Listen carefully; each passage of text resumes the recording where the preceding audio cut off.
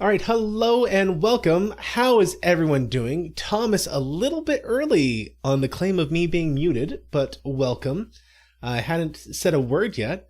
I hope that you guys are having a fantastic December the 2nd. This year Wow. is just about done.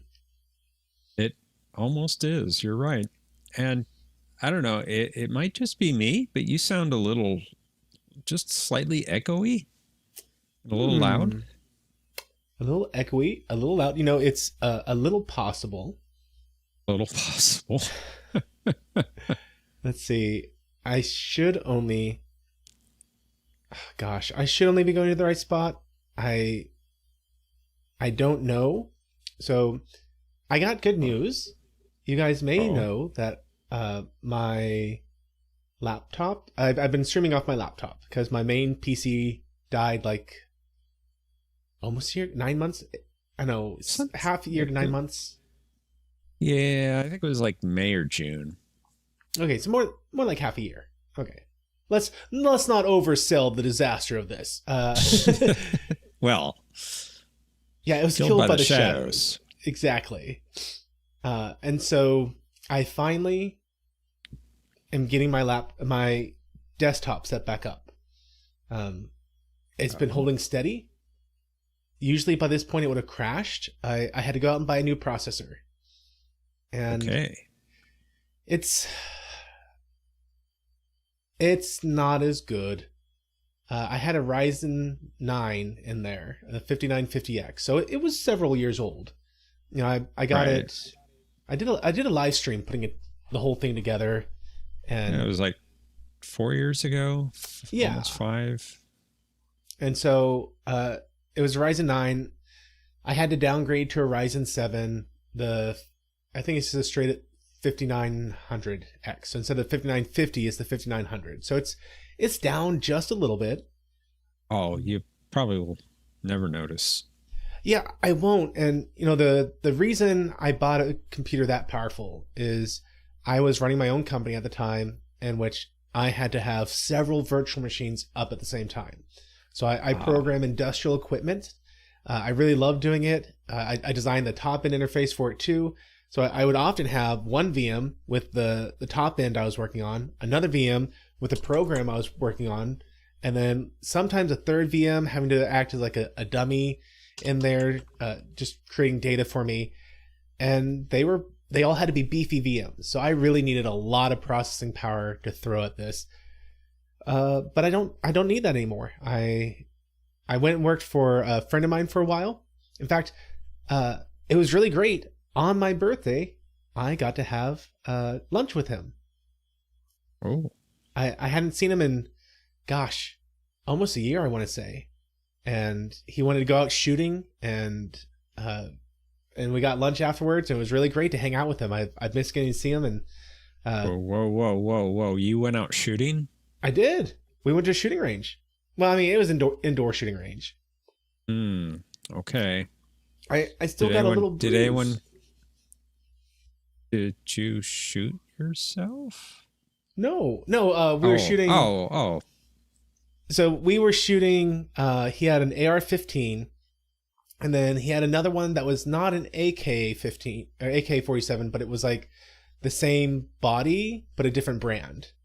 So you could kind of swap things out. And I need to upload this to Discord, but while we were in the middle of doing this, someone came and rented the machine gun. So this indoor shooting range has a machine gun you can rent. And it was incredible to watch this guy. He set up right next to me. He had just passed his PE exam. He's a professional engineer now, and his dad brought him and his sister, and they each had a round of 25 bullets to shoot, or it's not round, a belt, a belt of 25 bullets. And it took 3-4 seconds maybe to go through all 25 bullets, and then you were done, Wow. and that was it. And the Wow. dad probably spent easily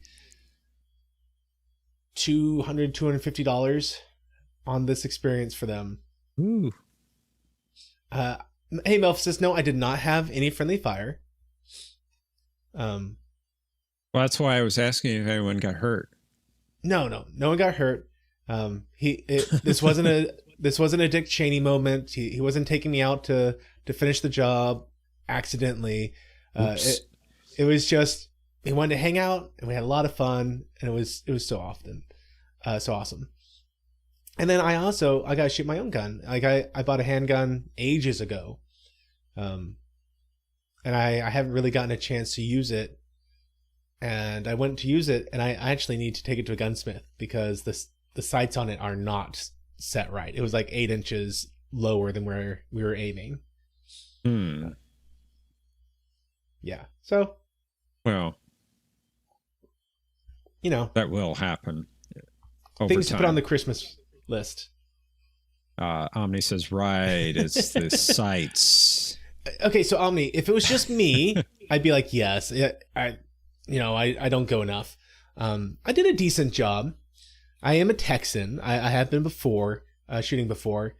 I always have him give me the lowdown on how to use his guns and rifles because I don't go enough to be familiar and I just want to be safe. But I'm Texan. And so we had a lot of fun, and I kept it pretty close, but because he was having problems, then I'm like, okay, this isn't just me being bad at shooting. This is actually an issue. Did I remember to return with everything I took? Yes, I returned with everything I took with me. Like I said, guys, I am a Texan. Like I got you pull out the clip, you pull back the chamber, and then you put a lock through it. And so I transport this locked in a case. I don't even keep the clip loaded. Like when I'm transporting it, if I don't have it on my person, I'm not going to have it in a position where someone can even steal the clip away from me. Hey, Bradley Briggs. So with the pistol, it didn't have a way to adjust it directly. Like you have to buy and there might be some pistols that this is different for, but for most pistols, you actually have a tool that you clamp onto it, and then it ratchets down and applies pressure on the screw, and it will adjust its elevation, and then you have another screw, well, one on each side really, and it will adjust the left to rightness of it. The place we're at didn't have that tool. It's not exactly a cheap tool. If you're just doing it once, you're better off going to a gunsmith. And if you're getting new sights anyway, it makes more sense to just let the gunsmith do it all. Do I have a rail? I don't. I mean, even if I did, I wouldn't want a laser sight on it. That's my own personal preference. He did have a gun that had a laser sight on it, and it was fun. But I want this to be something that I can reasonably carry and my wife can easily use, and so I don't want it. I don't want extra things on that. Like I don't even have a flashlight on it. I have a flashlight next to it, so that if I need it, I can easily use it. But I'm also an automation guy. I can just push a button and light up the house if I hear something. So, it's not really an issue for me. Yeah, I don't have a red dot. No red dot. We were talking about just getting iron sights that have the fluorescent lighting up. Not fluorescent. The stuff that glows in the dark. What is it called? It's the stuff that like they put on watch faces forever long ago. Yeah. Can't think of it either. Yeah, whatever that substance is, that's what I'd use. No electricity required. 100% chemical process. Photofluorescence. Yes, thank you, Trevor Lauren. Phosphorescent? Yeah, the phosphors. Okay. I think fluorescent is something different, positive. I said that at first too. In my usual ability to get names almost right and completely wrong. Thomas, I don't think you're correct on that. You claimed you didn't know him. I'm a fake Texan. Where's the accent? Texans actually don't have an accent. We're surrounded by states that do have accents. Maybe not Nevada or New Mexico, but every other state around us has an accent, but we have a very neutral. But yes, I can break out the Southern if you want me to. The positive wants me to read a post above. Let's see. Yeah, I'm not sure what he's the fluorescent referring one? to. Or was there another one above? I know he's put more than that in. I'm not seeing it if there's one other than fluorescent.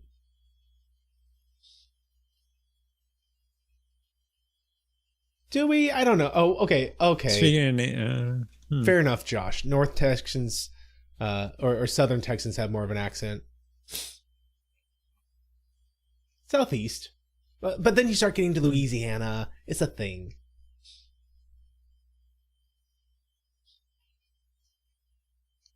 No, Thomas, I don't live in California. No, so it's only for transporting into a gun range that most gun ranges require you to bring your gun in a locked state. This one actually didn't. I didn't know that going at the time, but most of the ones I've been to in the past require you to, like, you either for a shotgun, you got the little orange clip in there and in the barrel or the ejection port, or lock through it. And so that's what I was assuming we'd have to do. So the first thing I see from Positive was, so what should Life with Matthew name Lorian? Borian? Lor-Ian? Zillion? Most of the time I don't try to make nicknames Positive. I'm struggling on what to call them, or I get it slightly mixed up. So for Marcus, it's just, I look at him and I can't remember the name Marcus, but he just looks like Strider to me. And so Strider was born.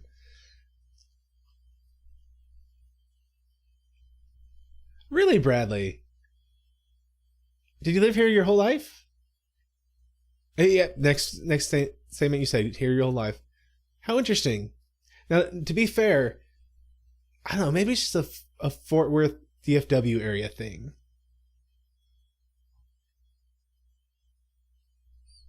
I wouldn't know. I'm not from Texas originally. I'm falling asleep. By the way, I would say that you and I have a very similar accent. Do we? As in just that neutral. Okay. So Texans and Ohioans, they have neutral accents. Now, I've heard of Ohioans having neutral accents, but not Texans. Yeah, usually we get lumped in with a Southern cowboy drawl. Okay. And there is a lot of that. I feel like some friends from East Texas by the border has it, but neutral stone accents.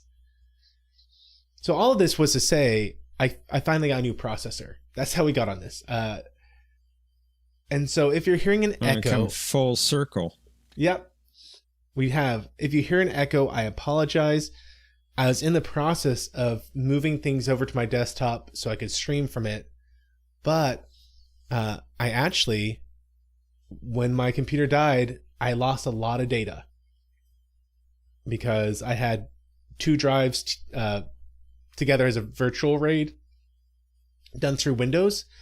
Don't ever do it. Do not use Windows RAID. 100% cannot recommend. I reinstalled the operating system and it was just like, nope, we can't do anything with this. We don't know what you want. We're done. 2 drives in the dark, 1 RAM circles. Oh, that episode. Oh, that was such...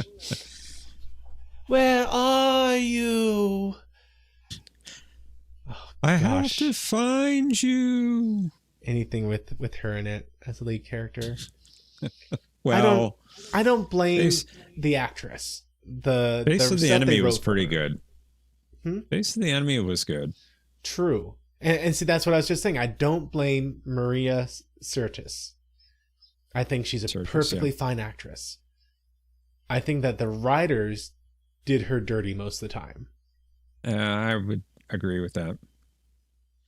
Oh, Thomas says Paramount needs a Troy series. Wow. No.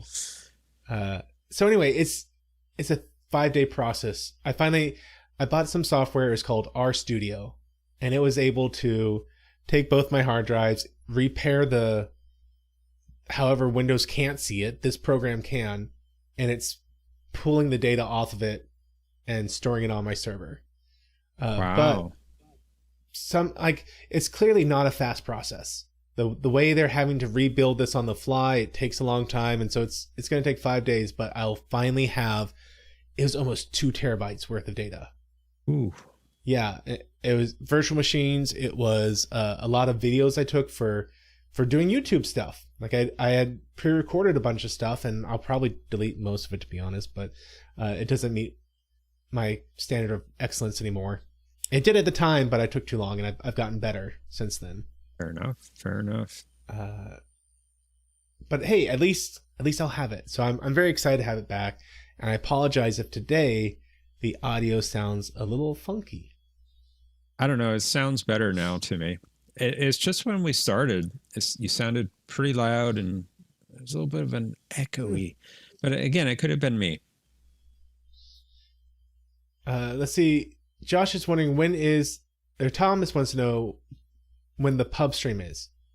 Yes. So I reached out to Michael. I haven't heard back from him. So if anyone is on one of his streams, ping him and tell him to go check his Twitter messages. Because I DM'd him over Twitter. Or X, or whatever you want to call it. I don't care. Good luck. Yeah. So we'll see. And like I said last week, I hope to do it sometime around the new year, I think.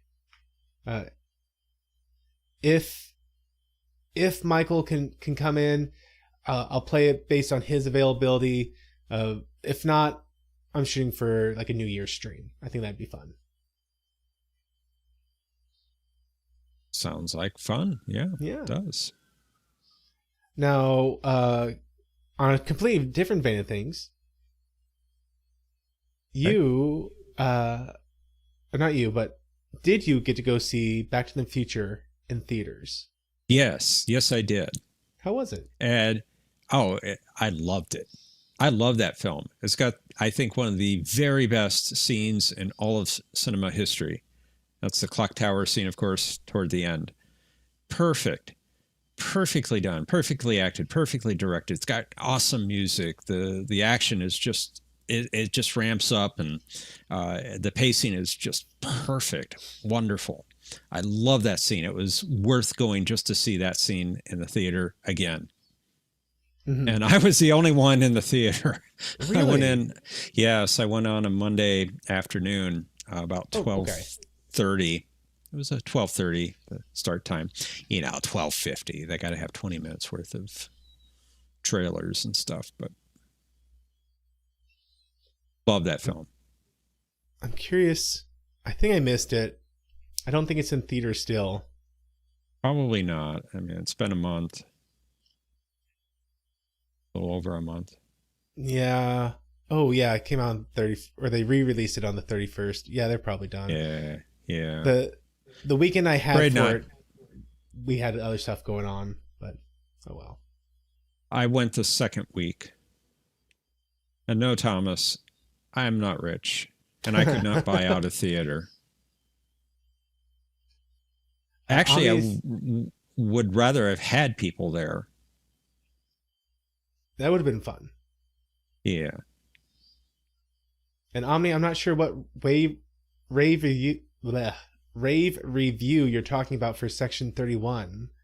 I certainly didn't have a rave review for it. I've not heard one. Other than Thomas, but, that's Thomas. I thought it was a kind of like the Temu version of Suicide Squad. And I didn't think Suicide Squad was that great, to be honest. Like they had, I want to say, didn't we have a Suicide Squad? Like, didn't they do a second Suicide Squad or something? Or I think so. I didn't see either one if there were two. No, Omni, I was not talking about it. I could have sworn that they've had at least 3 of these. We're a team of expendable misfits, and then we come together because now we understand that we're the real family, and aren't we wonderful? Isn't life wonderful? But I could have sworn they had the Suicide Squad with the Aztec goddess, and then the Suicide Squad with the starfish. I don't know. I didn't see either one. I really wasn't interested. So, well, you didn't miss there you anything. are. And Okay. Section 31 was an even worse version of that, in my opinion. I didn't see that either. So That was a good choice. I did watch it, and you know, they weren't ever gonna have a great movie or show. Like, it was clearly designed to be one of their 8-episode long seasons. And someone That's at some what I point said, understand. "You know what? This is dumb. Make it a movie-ish experience." I think part of that was Michelle Yeoh's availability. Well, it looked like they may have shot everything and then just picked out stuff. I don't know. I don't know. It didn't work. And yes, Thomas, the MCU had the Thunderbolts, so that at least 4 of that sort of movie, of the expendable misfits who come together because family, or found family. And I don't know, each one of them has not really landed for me. Like, it's a serviceable plot. The idea of, hey, we're a bunch of expendables, but hey, you know what movie did that better? The Expendables. Hey, Shy, how you doing today?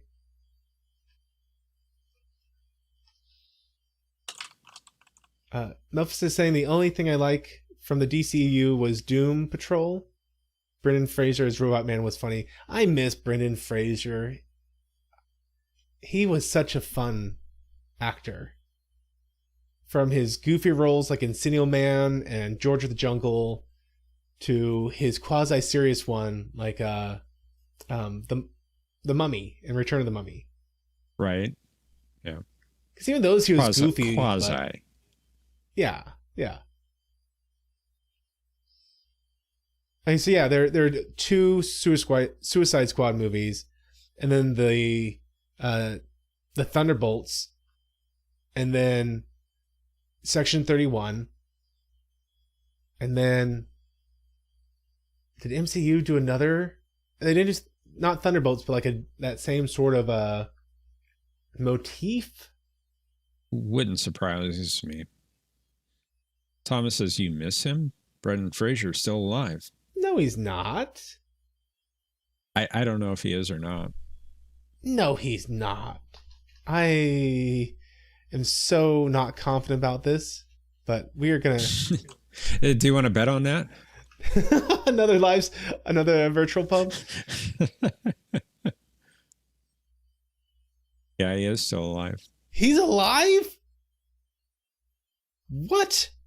Who am I thinking of? I'm not sure. Who am I thinking of? There's someone. I'm sorry, Brandon Fraser, for if you ever see this and I called you dead. It's his birthday tomorrow, apparently, Josh says. And I'm doing it on his birthday eve. I'm the worst. Oh my goodness. I do not know who I'm thinking of right now. There is someone Positive who says he's making a Mummy 3. Well, that's cool. Thomas says that he should have made a bet for some Voyager reviews. I am annoyed by how wrong I am at this moment. There's someone who looks just like him to me. that died. I remember it being a big deal because his story, I could have sworn his story was similar to Brendan Fraser's, where he had an up and coming career and then he got on the wrong side of someone in Hollywood. It was like this cabal. Well, cabal might be giving them too much credit. Cabal. A bunny cabal. Oh my. It was like I'm going to use the word cabal. There's probably a better word. They had made an organization specifically for doing favors for people, and like they did awards for it, and like, hey, the best movie of the year goes to this, and they're a group of journalists. But Fraser's made some comment that it got on the wrong side, and his career died just for the longest time. Mercer says that Brendan Fraser was in a good movie with Christopher Lloyd called $20. Ooh. Yes, Melphasis, that's it. Someone didn't just make a pass at him. It was a guy who was the head of this organization, groped him. And I guess I missed that. The guy was like, "Yeah, I did it, but what's the big deal?" Like I was telling him about what this other person said I did, and everyone's like, "That doesn't, like, all you did is admit that you molested him. Like, this is not helping your case at all." No. But Hollywood's gonna Hollywood.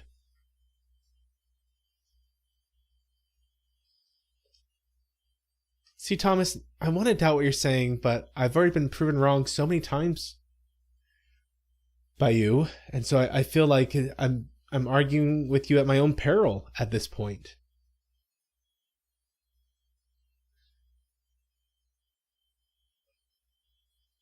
I'm gonna have to check out the $20 movie, Mercer. I do enjoy a good Brendan Fraser movie.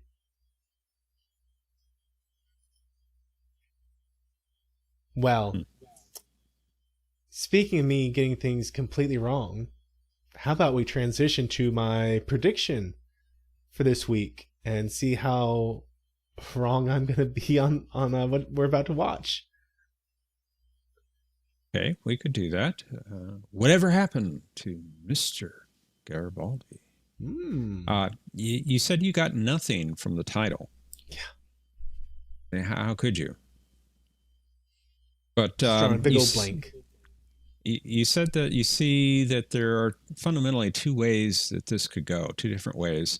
Number one, this will focus on Garibaldi and the process he goes through potentially to escape wherever he is and get back to Babylon 5, although you think this probably will not be the way that the episode goes. The other possibility is the more likely scenario is that we will pick up with Zach and Jakar. We're going to be trying to figure out what happened with Mr. Garibaldi. So why didn't we see Franklin or Strider in the last episode? Well, they're teaming up again. They do well together as a pairing, so perhaps they're chasing down Garibaldi. They're trying to find him.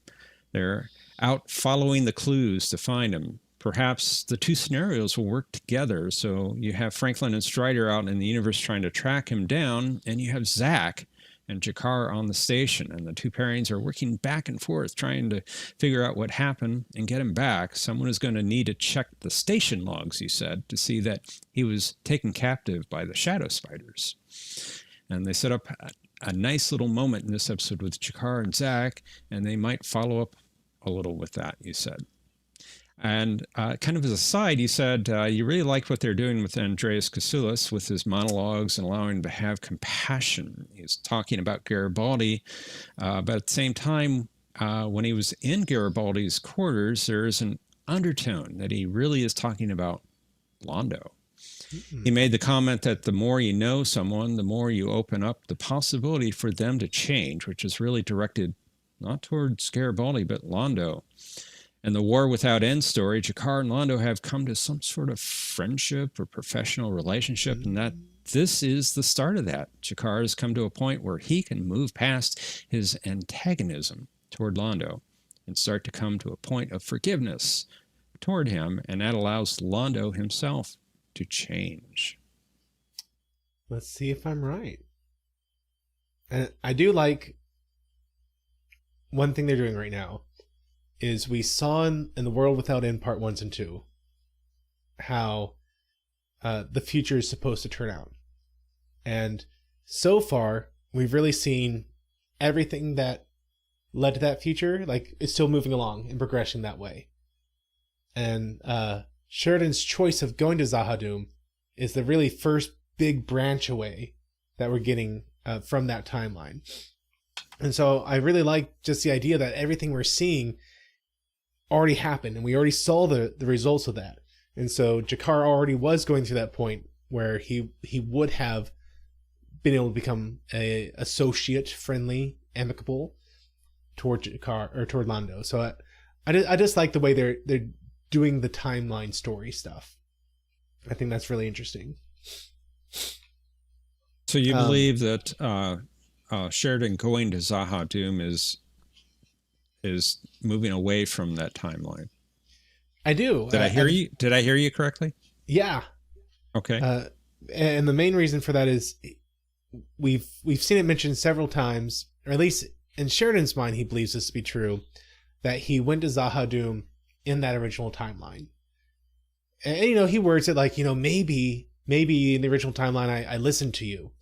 And so maybe by doing this, it'll open a new path. And I honestly have no reason to believe that he's wrong in his assessment. Like, I feel like this is the writer saying, hey, this is what happened. Originally he went, or originally he didn't go. And we got to this, not the worst timeline, but definitely not a great timeline. And so I see his choice of going to Zahadum as being the first major split away from what's been going on. Now there's something I really hope that we get answered in this episode. And I'm just going to throw this out there before we get going. I'm really interested in, is Sheridan in the past or the present or future right now? They did tell us that time works differently on Zahadum. However, that came from an unreliable narrator. And she was frankly just probably lying to him to explain why she didn't come. But maybe there's an element of truth to that. It is certainly inexplicable that he jumped down a hole with a nuclear bomb going off behind him and came to the bottom all right somehow. Like, something had to happen in there. So maybe he's in the past. I don't know. Well, we did have Kosh 2.0, or Posh, as we're calling him, I guess, Yes. say that Sheridan opened an unexpected door. He did. And So, I'm curious if he literally means like a door in time, or if he means that he's using like an opportunity, that Sheridan has opened this opportunity for them to pursue by creating such damage on Zahadum. Is that how it works, Thomas? Immunity from the book radiation? Because he's an avid reader. You see him reading all the time. Thomas, I believe you own books. Maybe. Oh, I know he does.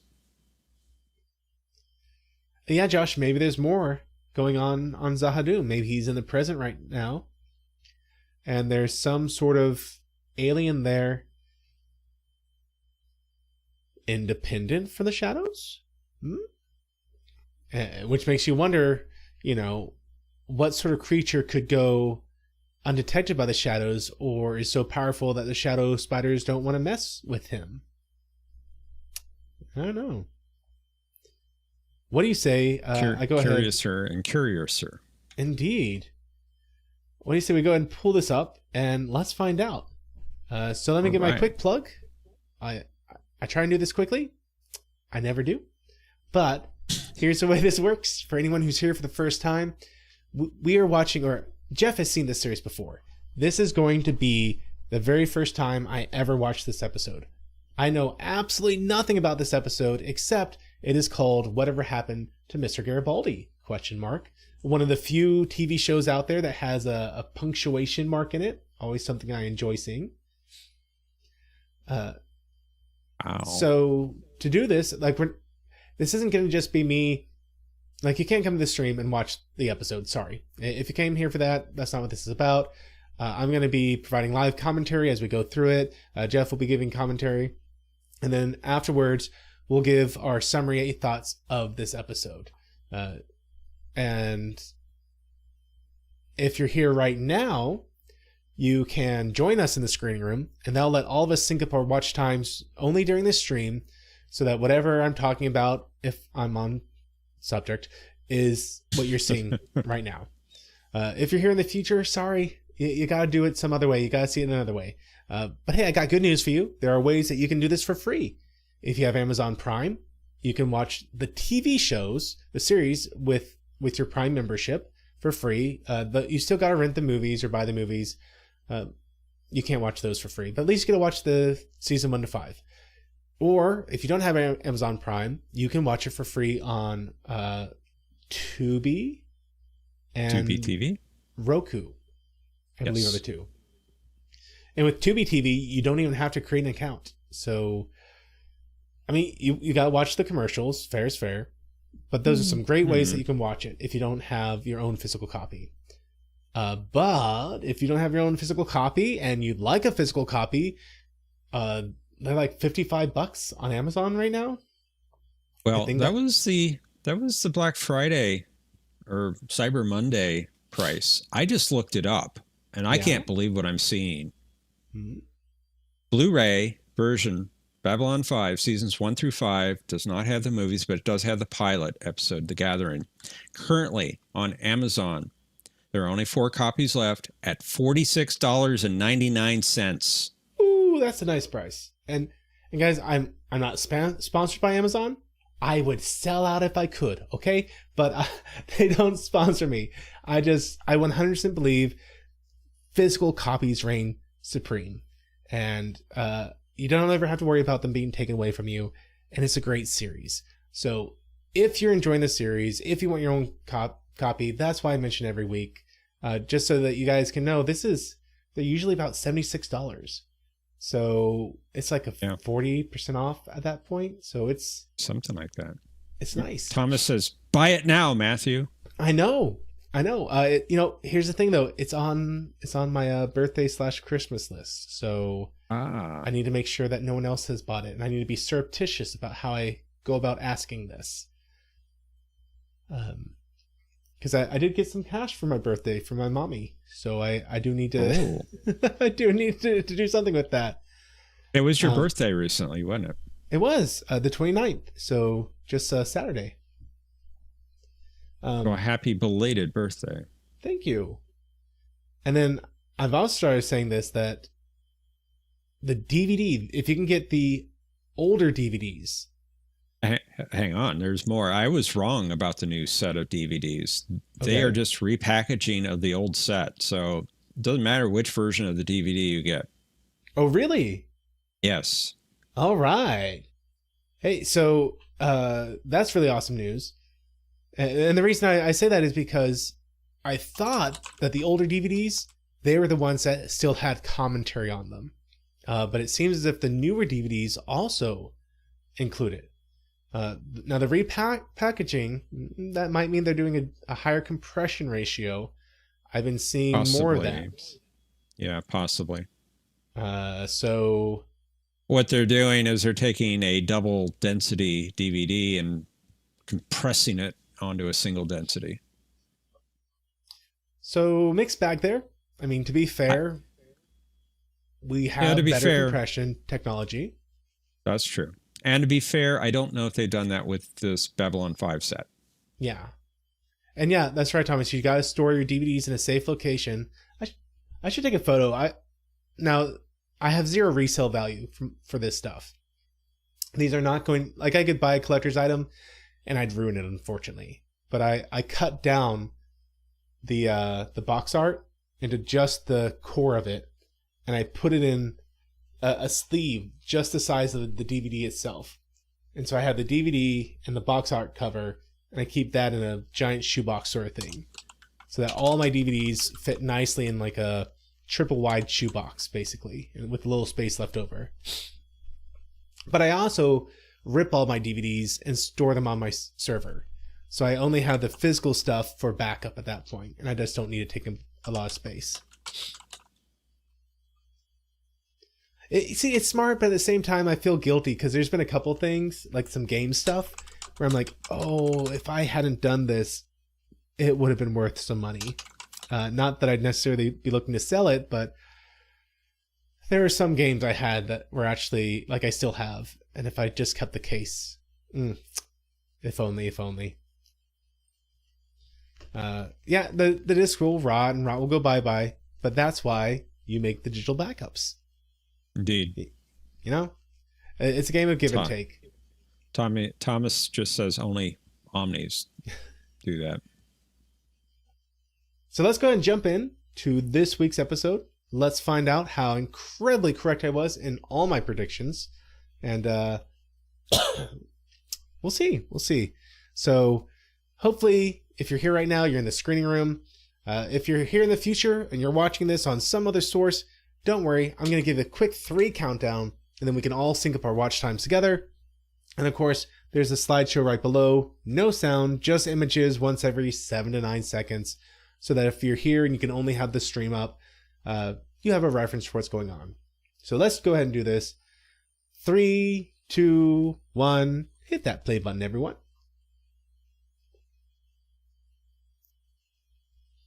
And hey, Dr. Franklin's showing up with his personal captain's log. No. I don't know if he's a captain. Very, yeah, I am very long-winded. It's true, Robert.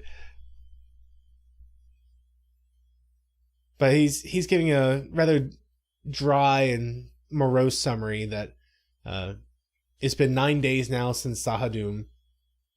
Garibaldi's missing. The League of Non-Aligned Worlds is broken up. Everyone's going back home to lick their wounds.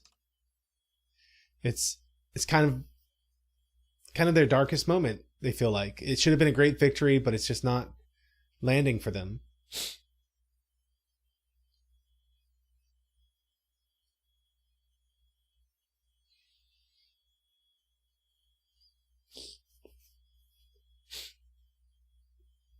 And he's saying that there's just nothing he can think of to do right now besides holding hands or being a sympathetic ear. And Lanier breaking protocol again. Seems to be a pattern for him.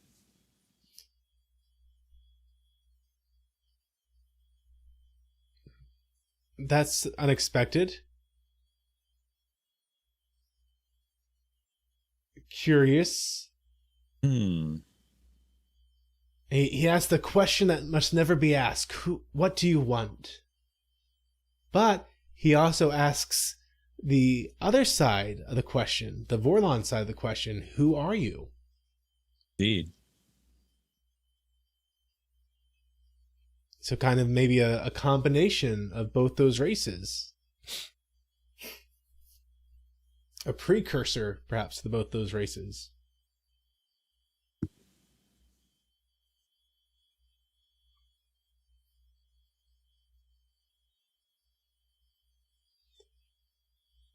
And so this individual, who we don't know his name yet, I mean, Jeff does. They haven't said his name officially. His name was in the credits last week. It was. But he says, you're thinking about escaping Zahadum again, aren't you? And Sheridan says, well, it's the duty of every prisoner to escape. And so this guy who's, oh, I see you're still upset that I won't tell you my name. He's saying, so if you're a prisoner of love, does that mean you should escape it?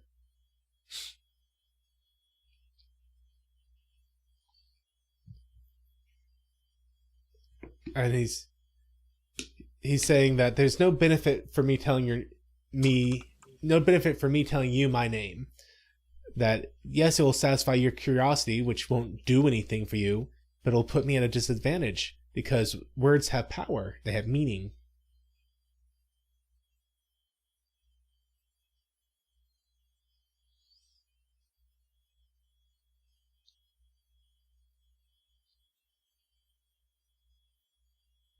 And so he's being very philosophical. He's saying you can't have language without thought, but you can't have thought without language. So which came first?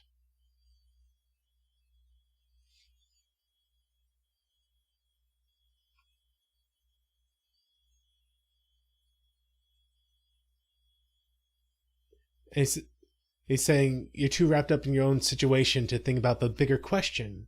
Because who are you? It's a dangerous question.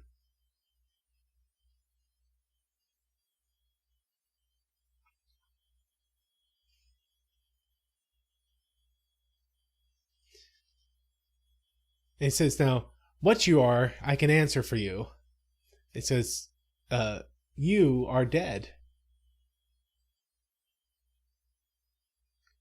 And he says, he doesn't think, like, how long have you been here? He goes, I don't know, maybe a day? He goes, no, it's been 9 days. You should be thirsty. You should be hungry, but you're not.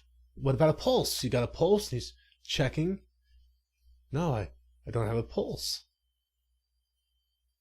Which, to be fair, I have a hard time finding my own pulse. Ooh.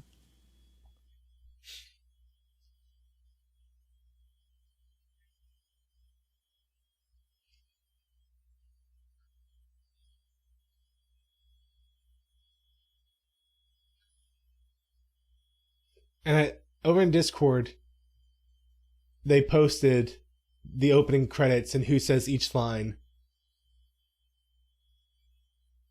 I hope it helped. It did. Now, John had the closed captioning turned on when he watched the episode last week, and he caught it that way. I'm sorry, I gotta go blow my nose before you. I'll be right back. Okay. Love these credits. I think they're the best credits on the show. I love the split screen there of the characters. You got a close-up and then an action scene next to the close-up. Just they're intercutting all these action scenes from the show. Just well done. And the music is just phenomenal.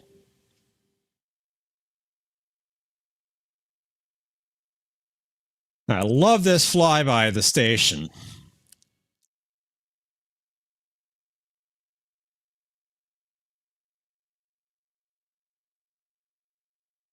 I know he's gone. I'm just talking with all of you, Melphus. I'm back. Welcome back.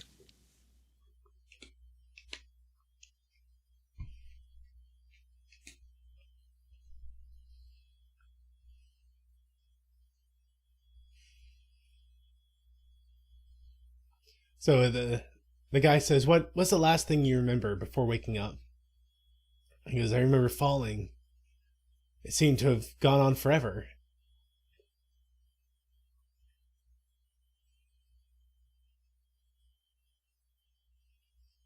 He's saying nothing goes on forever. Not love, not life. It's all entropy. He goes, did you hit bottom? And I'd say no. He's in that weird energy looking field.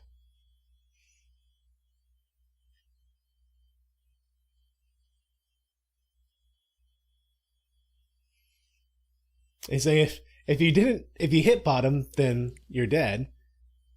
And if you didn't hit bottom, then this is all a dream.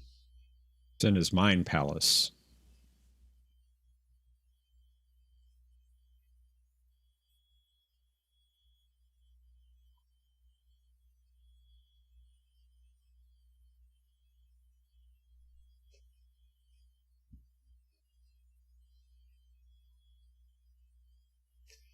And this guy's doing a better job of posing philosophy than the Gray 17 guy. Yeah, I would agree with that one.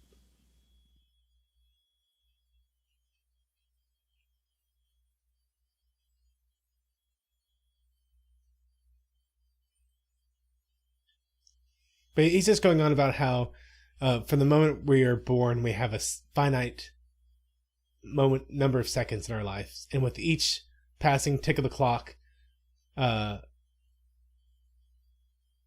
we lose an opportunity for joy, for friendship, for anything.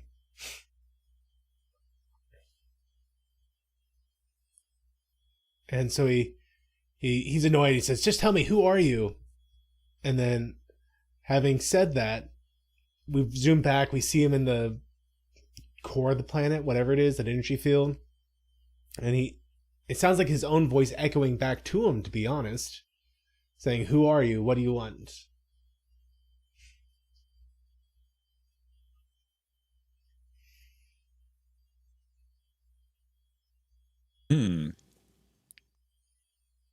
Now, Garibaldi, when he was wearing a fedora, it really brought his outfit together last week.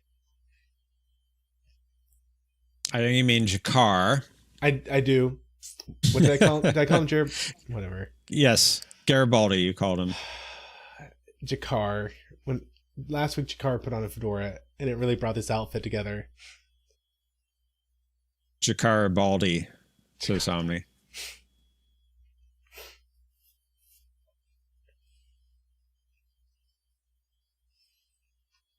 It kind of made him look like an alien Blade Runner.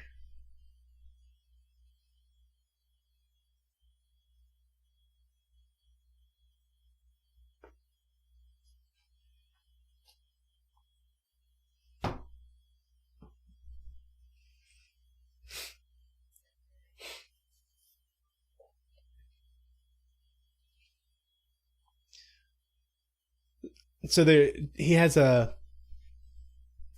something that came from a Star Fury out in the middle of nowhere, and he believes that this guy Isaac was able to get it.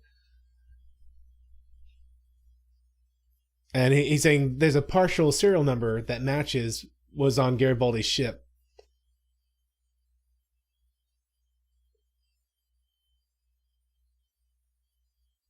And Jakar says he's having a private conversation, but it's a very loud one.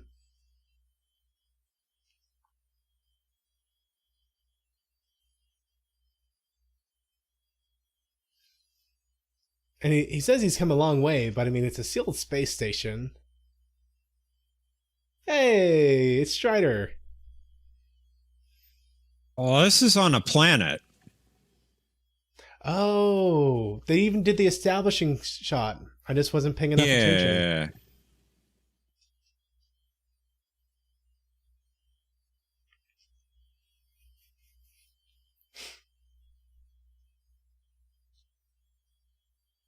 Who's the guy in the marching band outfit? That guy? Yeah. A Centauri?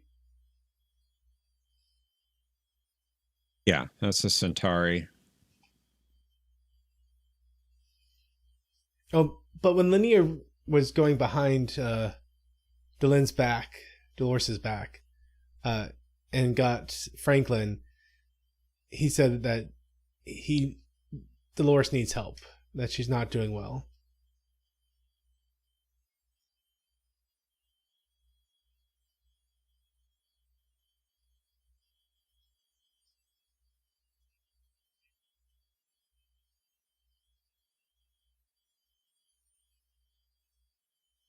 And so she's apparently been fasting for the past 7 days. And apparently Mbari can fast for up to 4 weeks. But Franklin points out that she's only half Mbari now, that her human half needs food.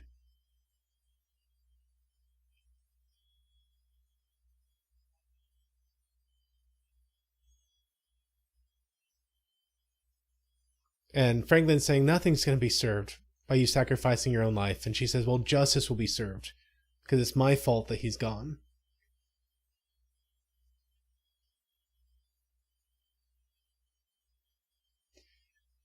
And so she's bearing some guilt about the fact that she never told him about the possibility that Anna could be alive, his wife. And to be fair, I mean, there's some truth to that. Maybe she should have mentioned it. But at the same time, Anna wasn't alive. Like, she wasn't wrong.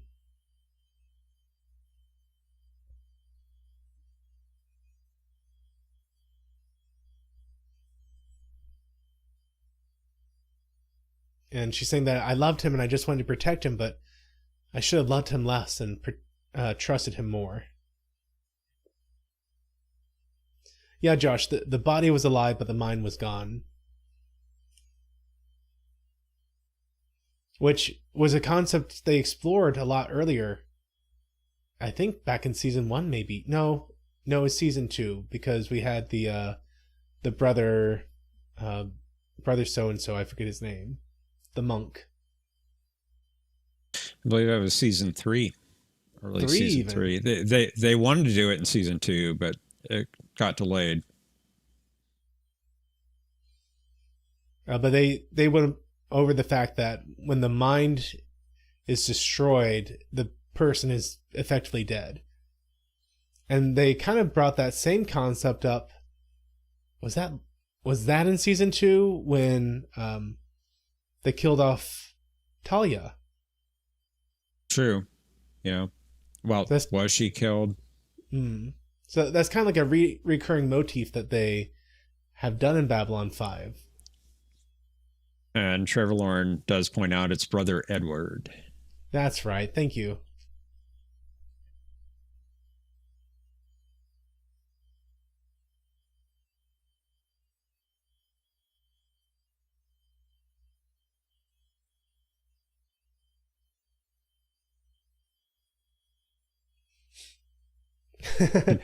So Jakar he's flustered. He's like, why am I talking to you? Why are you even here? And Strider says that I heard you went looking for Garibaldi, thinking he might be in trouble.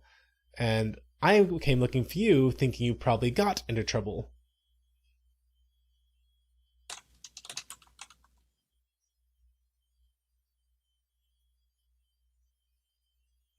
And Jakar is hoping that if that really was a piece of his star fury that was found, then it's possible that he escaped.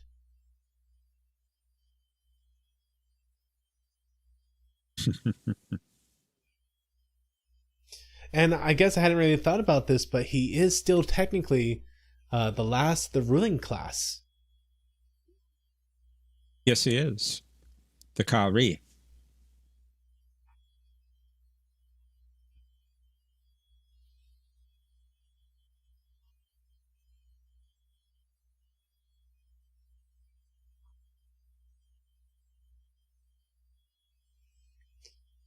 And Strider asks Jakar, he goes, why are you even doing this? And Jakar says, because I've never had a friend who wasn't a Narn. And then he says, well, why are you doing this? And Strider says, because I've never had a friend that was a Narn, and precious few of any friends.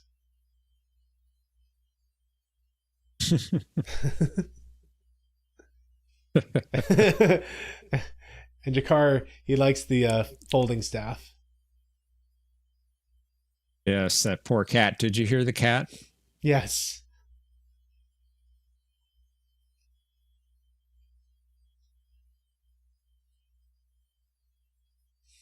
And this guy apparently has fantastic facial recognition abilities. He is the antithesis of me.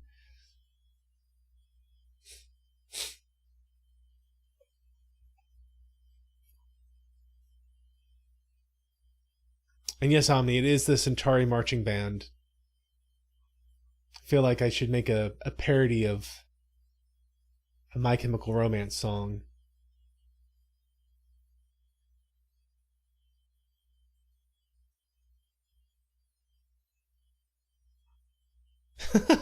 And so it was storming outside, and you think that there's a drip of water falling on this guy, and it turned out it was just Strider dripping water from a cup on him.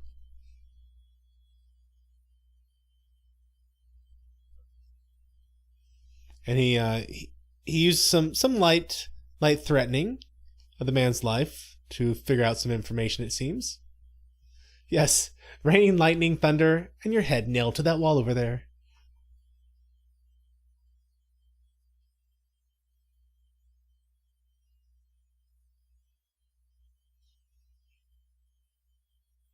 Now, have they changed her hairstyle for this season, or are they having it be intentionally a little disheveled to show her emotional state? I hadn't noticed it was different.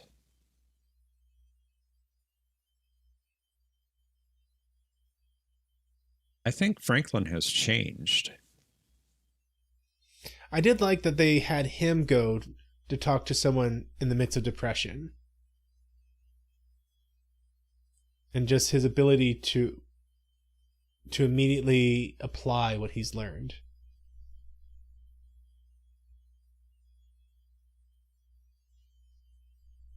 But he was told by Ivanova to go through some of the captain's personal things, and he found his personal logs, and he said Ivanova might want to be the one to go through this one, and then he leaves her alone with it.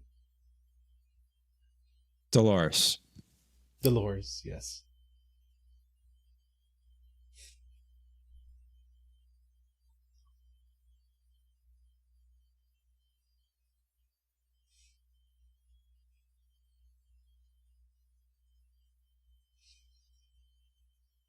Of course, it has the perfect message that she needs to hear right now.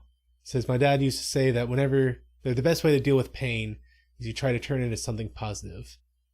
If you fall off a cliff, you might as well try to figure out how to fly. You got nothing better coming your way. This is great subtle acting by Mira Furlan.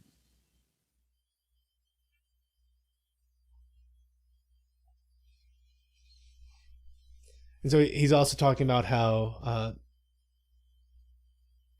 weird life is, that he lost so many friends to Thembari, and he spent so much of his life at war with Thembari and killing Thembari, and here he is in love with one of them.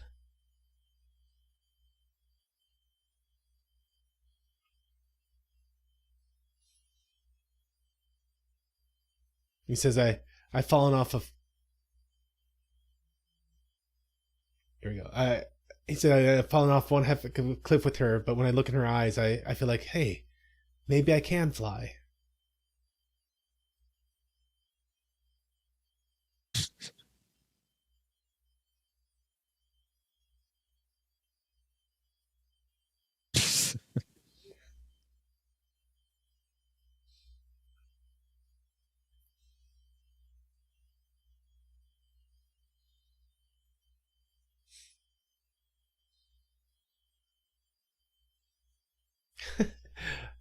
That outfit does not work well lying down. It really swallows him up. Yeah, that's true.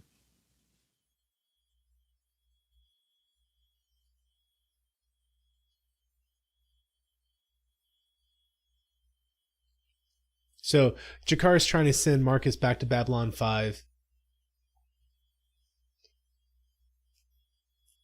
And he's saying, look, I am the last of the Kari, and if you don't leave, I'm going to be deeply offended. Yeah, I mean, I was wondering, who's Marcus? Well, I try to use the names they do. They get them wrong sometimes. Okay. Fair enough. But, it seems like Jakar is grumpy when he needs some sleep.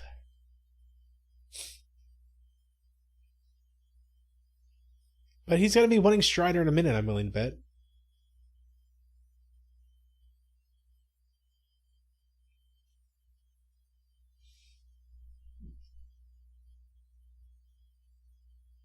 Maybe he just doesn't enjoy having other people in his room overnight.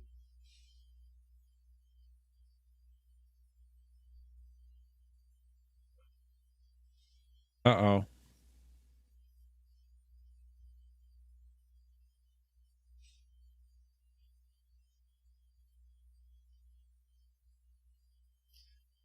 But yeah, there's something about someone trying to walk quietly that can sound really loud in the middle of the night.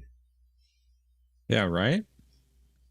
And I do like how the the Centauri guns had that old kind of long barrel flintlock pistol sort of look to them, like you'd see in the olden days. Uh, and Jakar gets some of them, but one of them gets him. Though hopefully they were aiming to incapacitate and not to kill.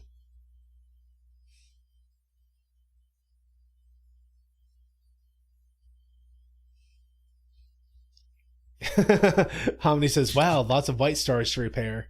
Where's all the techno mages?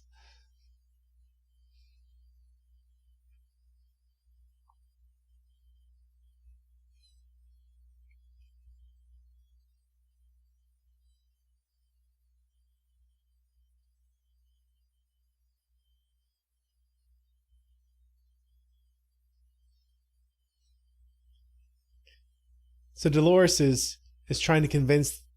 She's called in all the Rangers and all the White Stars, and she wants them to go and make a concentrated attack. That the League of Non-Aligned Worlds has fallen apart, and if they're afraid, then they're going to show them how to be courageous, and they're going to attack Zahadum. Ooh.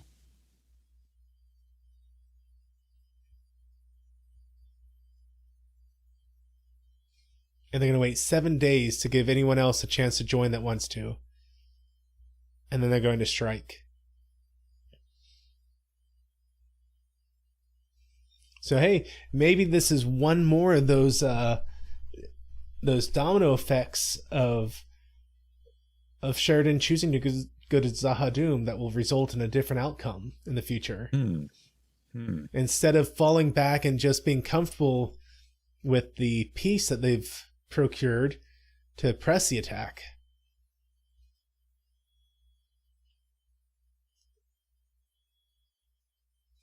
Meanwhile, someone has woken up Londo in the middle of the night. Veer, maybe? The Mad Emperor, perhaps? Just the aid.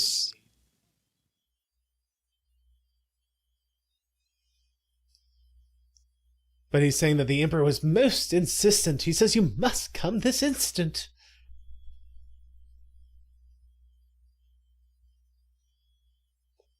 And he begs him to please hurry.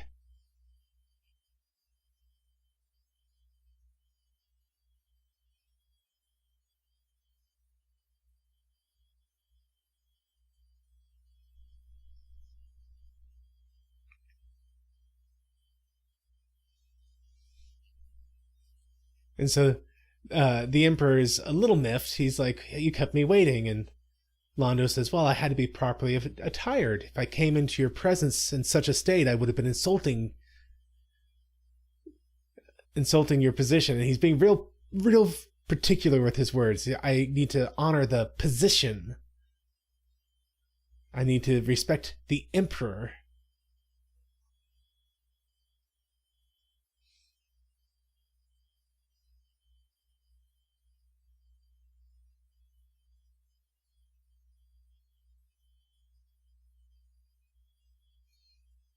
And he's saying, I feel like we have so much in common. That's why I've secured you a gift. Perhaps a gift down one eye?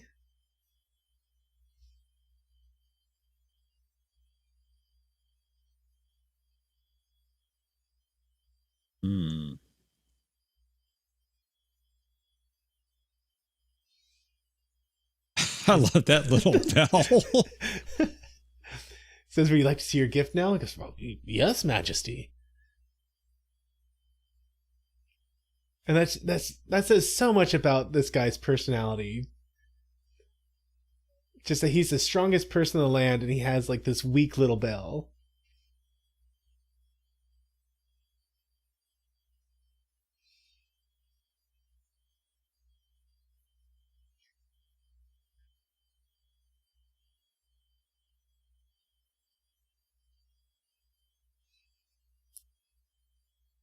And of course, it's Jakar. And I like how Londo is uh, complex emotions on his face. Yeah. Wonderful word choices. Very, very well chosen words.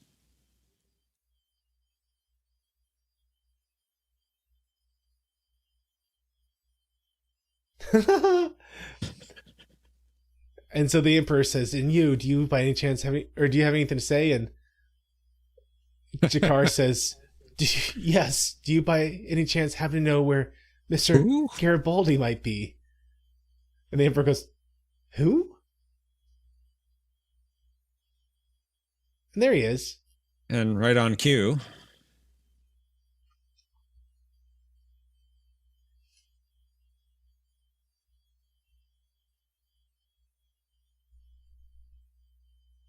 Is that discount Rod Sterling? I don't think so.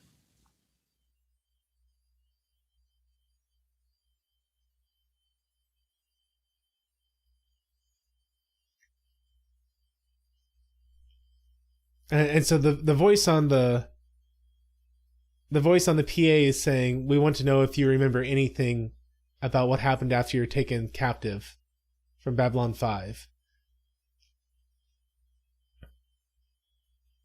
And he said, I don't know, I can't think. And the guy is saying, "Don't think, just tell us." Which makes me wonder, maybe Psy-Core?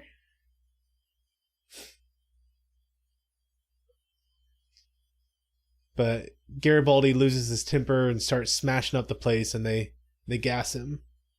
Yeah, they don't make chairs like they used to. Poor chair. I mean, that or he's having a preconditioned response.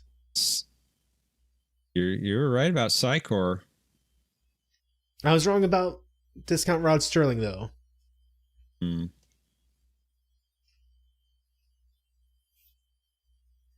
No, not Psychic, Psy-Core.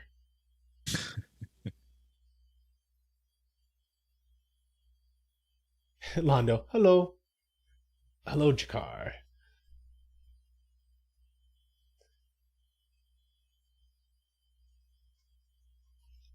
Did I see what was on the uniform? No, I was too busy looking at the gas mask tubes. Psy-Core emblem.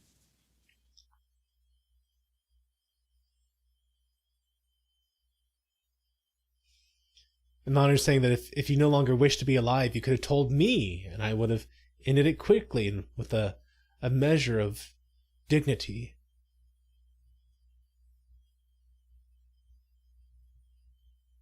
And he sits down and he's sad. He said, "Here they'll make you a toy and you'll be tortured for a very long time." And it's hard at this point to tell if he's upset because he cares about Jakar, or if he's upset because the way that they are treating him shows how horrible the Centauri have become.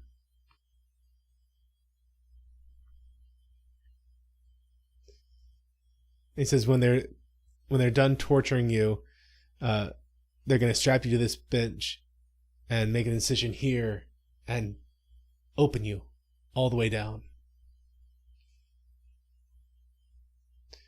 And to be fair, Josh, that's kind of the impression I got. A little bit of both there.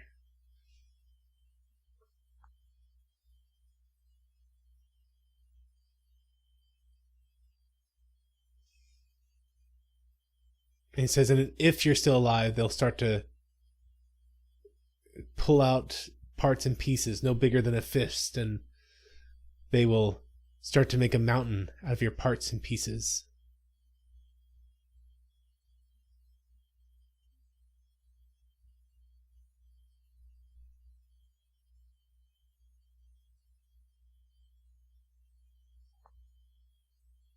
And Jakar, what did he ask him? Does this please you? Does this please you? And Londo says, no. Once, long ago? No, not even then. Like, he wanted him dead, but he didn't want him treated this way. Like, he recognized that he was an enemy and he wanted to kill his enemy, but honorably as a soldier. Whereas this guy is just a monster. He said, I want this monster removed, and you may be the means I've been waiting for.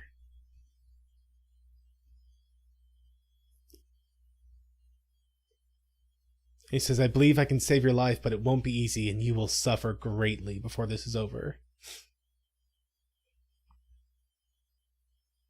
He says, I have no desire to see you suffer. This is such a different take.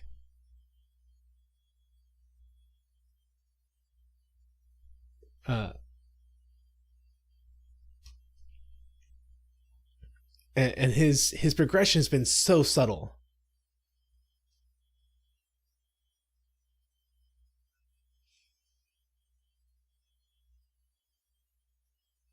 But he's telling Jakar that he must endure.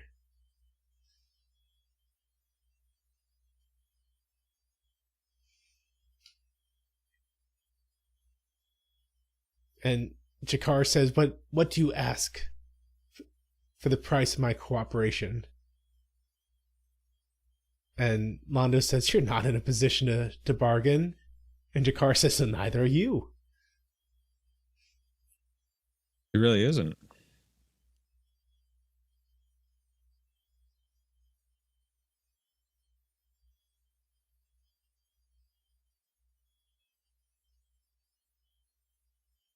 Oh, he should have said home.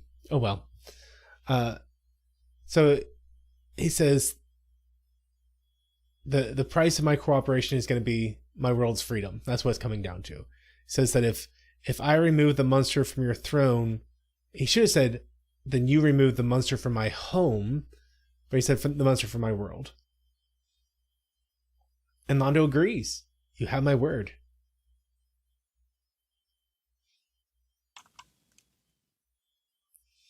And then the light hits Jakar, and he smiles as he basks in the light.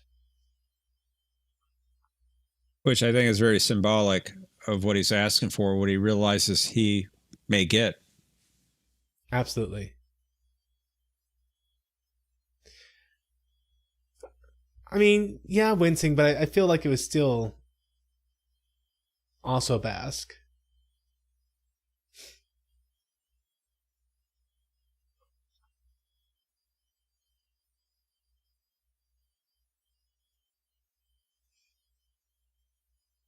And so the guy down here is saying that he's been trapped down here for longer, or not trapped, but down here for longer than he can imagine.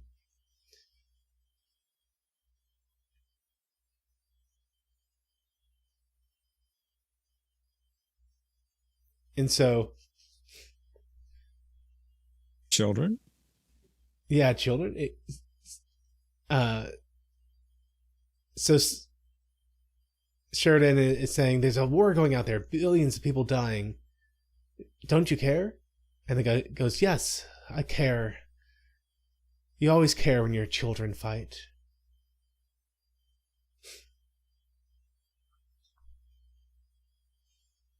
And he says that I was old when the molecules of your world joined and called themselves land and sea. And Sheridan goes, you were one of the first ones?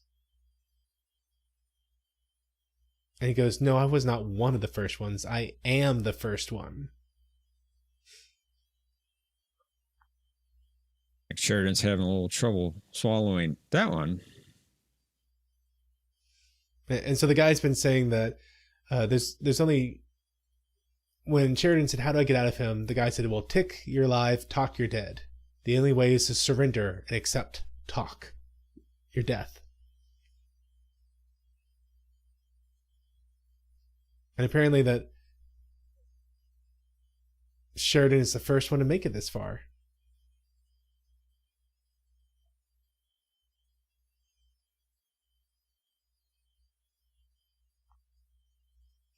And Sheridan says, do they know you're here?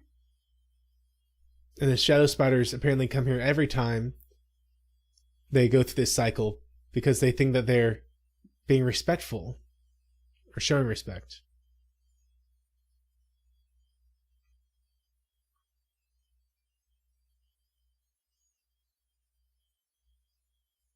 Hmm.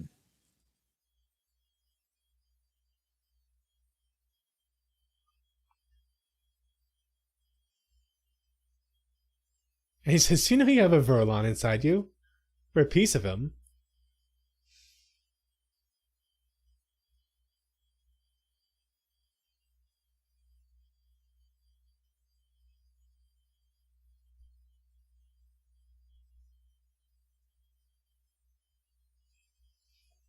And Sheridan says, yeah, it's Kosh. And he goes, oh, is that its name? I think I met it long ago. Interesting. He called it an it. Yeah.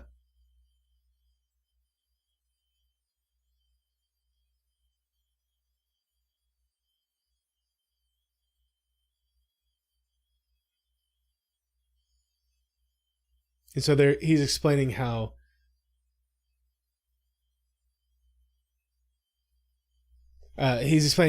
the Vorlons have the ability to cut off bits of themselves and put them into other people's consciousness to secretly go through the galaxy.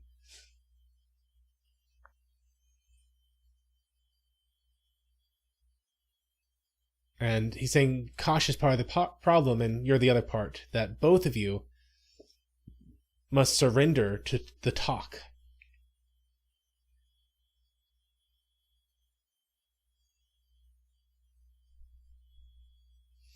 He says that you're not embracing life, you're just fleeing death.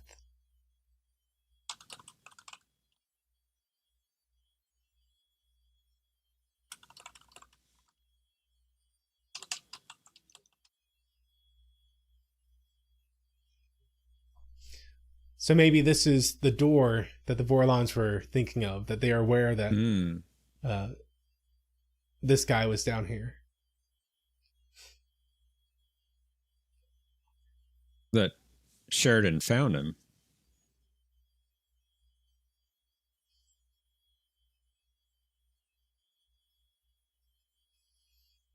And the guy is saying that you have to surrender yourself to death if you want to move forward. To abandon your fear, step into the abyss and let go.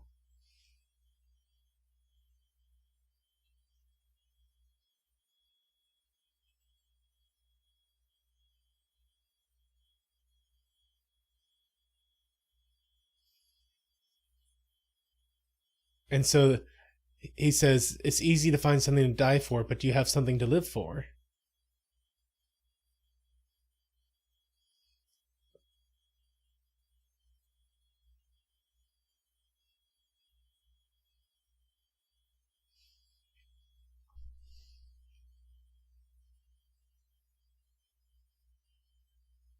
And so the guy is saying that you need to trust him, that he will catch him,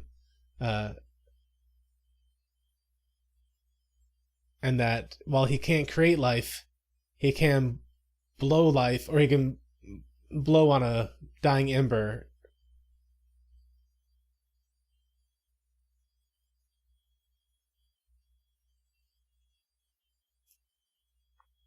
And so you hear the voice saying, do you have anything worth living for? And he thinks of Dolores.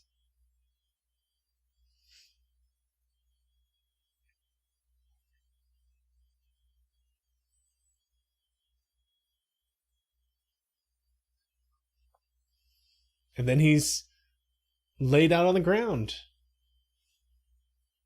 Did he make the right choice?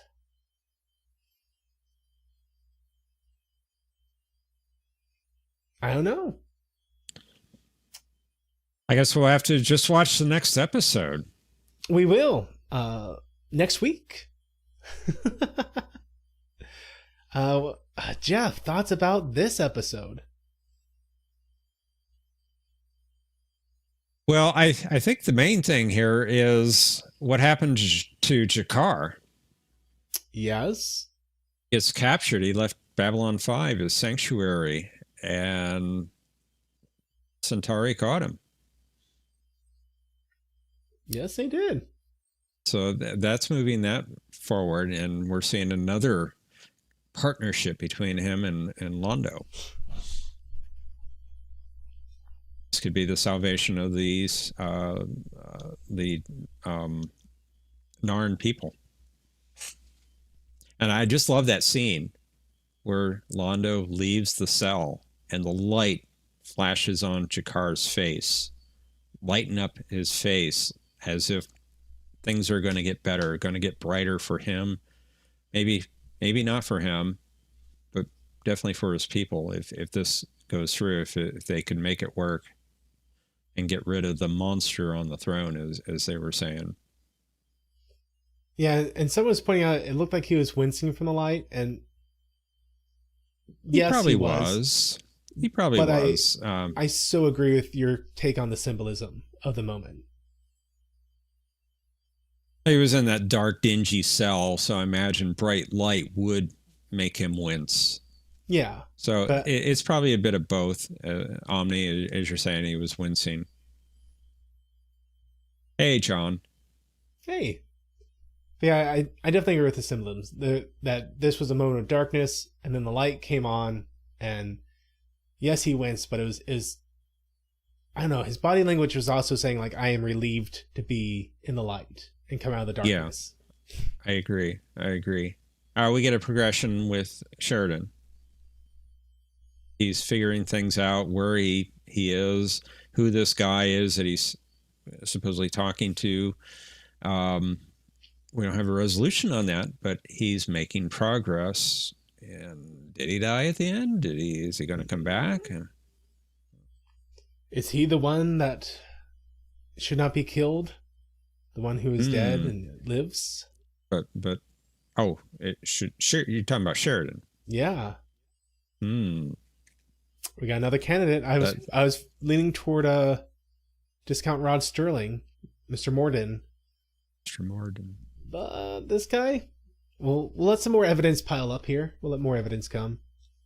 Yeah. So what's the prophecy on that? You must not kill the one who is already dead. So I guess it's not who was dead, but who is dead. Which is interesting phrasing. Yeah. Thomas is asking, is the gem on his head, I'm talking about Lorien, the eye that cannot see? I don't know that one yet. I'll have to see how much more we get with Lorien. I'm curious when we're actually going to get a name drop, an official name drop. He did refer to himself in a roundabout fashion as Lorien in this episode. You might have missed the dialogue.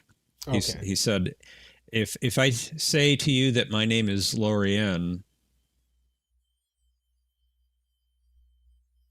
da da da da. Okay.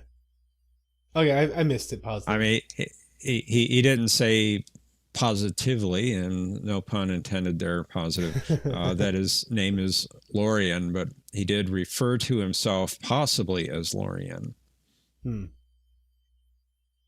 Oh, I don't have a name for him yet. So far, Lorien is working fine. We'll have to see. It's all natural. I don't intentionally plan out these names.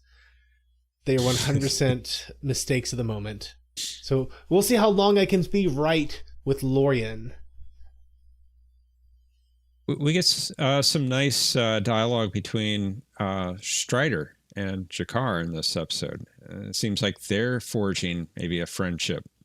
Yeah. I mean, Strider goes after Jakar, making sure he was okay, thinking he may get into trouble, which he did.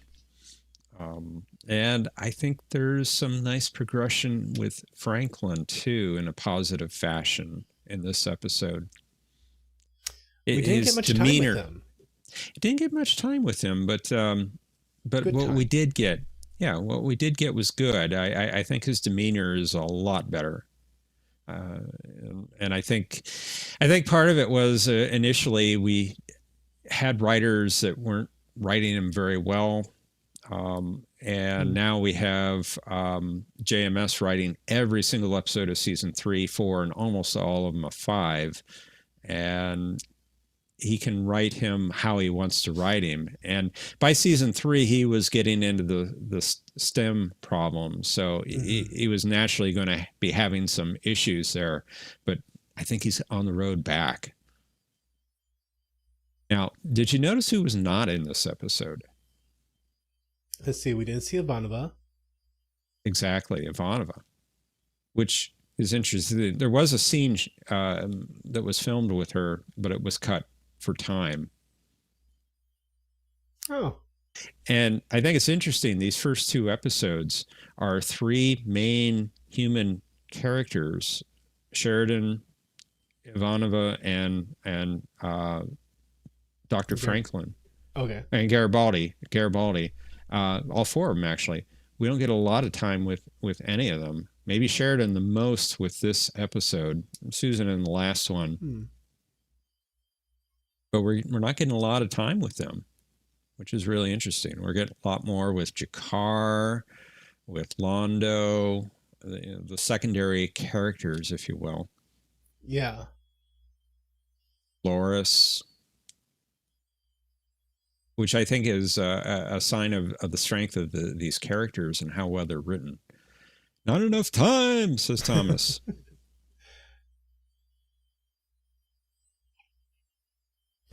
But no, this was a pretty good episode. Maybe it's not as strong as the last one, but it was still good. It was definitely a great episode. I like that we are starting to answer more questions than we are raising new questions at this moment. There's definitely questions that are being raised, like, hey, this Lorian guy, what do you mean he's the first one? The first one? Well, there's an answer for you if it's true. I mean, we only have his what he said to go by. We don't know if he's telling the truth, he's making stuff up, or if he's a figment of Sheridan's imagination. I'm assuming he's real. I'm gonna work on the working theory that he's real.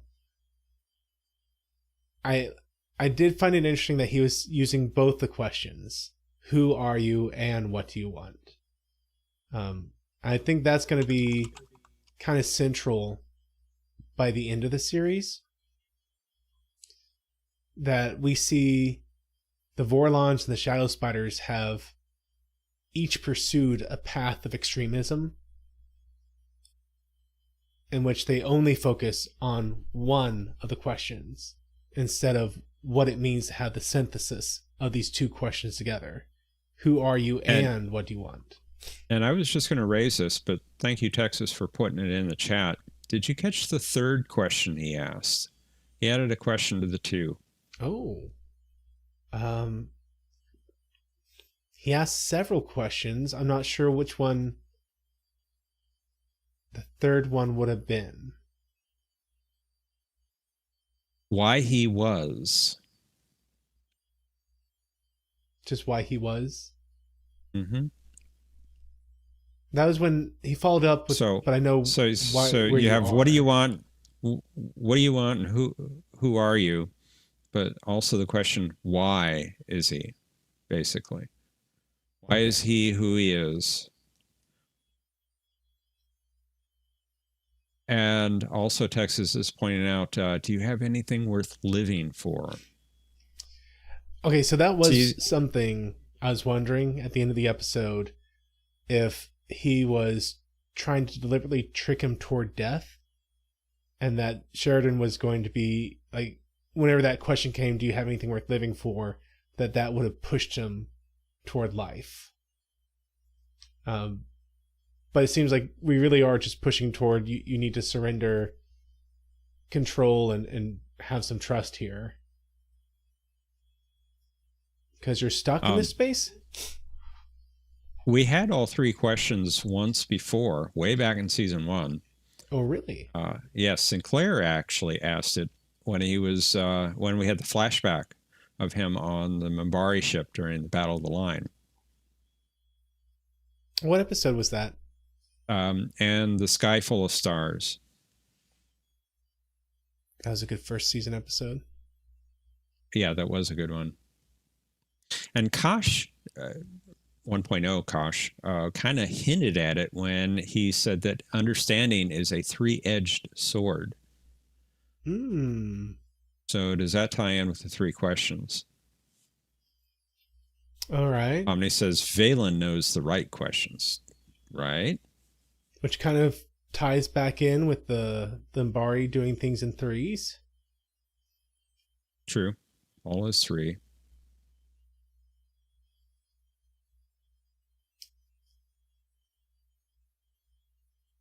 We have another. Sorry. I enjoyed Jakar's one question. That was great. That was a great line. And I love the Emperor's reaction to it. Who?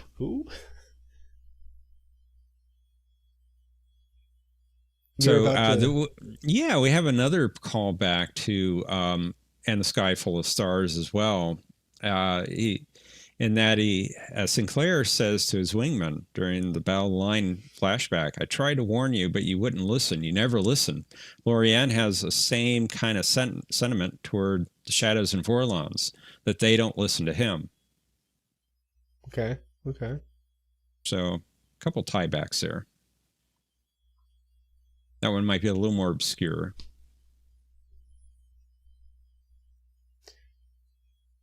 I thought it was very interesting, the progression we've seen with Jakar, with Londo. Oh, yeah. Because I couldn't look back on any single episode before now and be like, yes, this was his turning point moment. It's been lots of consistent moments leading up to this. And even in this moment, I don't feel like he is technically a good guy. It's that he cares more about his own people than he cares about having the Narn be subject to his people. Well, I agree with you on that. But I believe he thinks that his people are going to all be killed. They're hosting shadow vessels, shadows on Centauri Prime. He thinks the war will come to Centauri Prime and the world will just be obliterated. Which he's right. He probably is, yeah. Now, do you think we had this notion that time is running differently on Zaha Doom? So at the top of the episode, we have Franklin's little monologue, and he says that it's been 9 days since Sheridan and Garibaldi disappeared. Do you think it's been 9 days for Sheridan? Yeah, I'm going to assume that Lorian is telling the truth. But he mentioned that the sun has set 9 times since you've been here. Okay. So you're right, Omni. Lorian said it was also 9 days. So I'm going to assume he's telling the truth. And after this episode, they really did make it seem as if this is all happening right now. That the time thing really was just her lying and trying to excuse away the fact that she hadn't contacted him. Which I really was assuming that was the case, but I was hoping there's timey-wimey shenanigans. I love me a good time travel episode. Now, talk about timey-wimey. When this originally aired, the date is January the 8th, and Franklin, in his monologue, and the way it was originally broadcast, said it's been 14 days since the disappearances. They fixed it in the second broadcast to the proper 9 days. Now, what was proper about 9/14? Well, the events of the last episode of season 3 took place on December the 31st. If it's January the 8th, it wouldn't be 14 days later. Okay. So it was a goof in the writing, and they caught it and fixed it in the second broadcast. Okay. So they're just going off the idea that we're experiencing time at the same rate as the Babylon 5 team. Yeah. Now something interesting. I'm jumping topics here. Please do. When Jakar confronted the salesman or dealer on the planet, he handed him the prop, the part from the Star Fury. That was actually an overthruster prop from Buckaroo Banzai. Okay. Yeah, they reused that. Just a little trivia. It would be very interesting to have a sci-fi series that literally, like religiously, follow the concept that we're experiencing time at the same rate. And each episode was designed to cover a day. You'd have to, that'd be a little hard. So maybe you're allowed more days in the episode, but then we see the same break between episodes. So if you do a two-parter, you have to have like a week intermission between the two parts in the series. Wasn't that, well, 24 wasn't quite that. 24 was, what if you're experiencing time at the same rate and everything pauses between episodes? Such that, over 24 episodes, we covered an entire 24-hour day. And that was a very clever idea. I kind of wish they just left it as one season, but whatever. Whereas mine was more like, what if, Babylon 5 comes real close to it. They really skirt that line. Yeah, I think they do.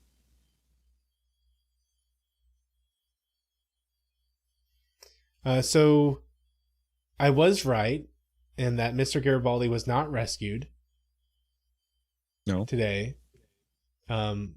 We didn't get an epic Franklin and Strider team up though, so wrong on that count. But you were close. And we didn't get a Jakar and Zach team up. No.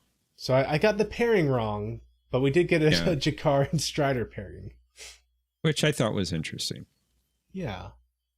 Yeah.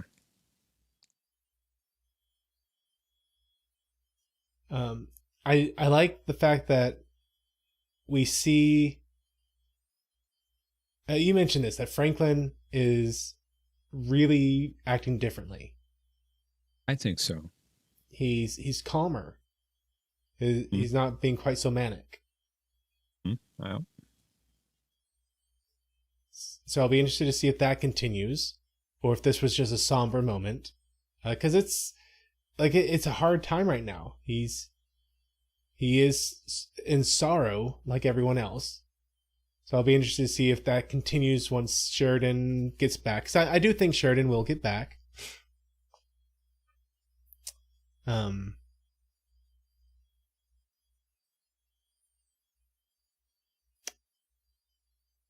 We didn't mention the brief scene we had with Garibaldi. Yes.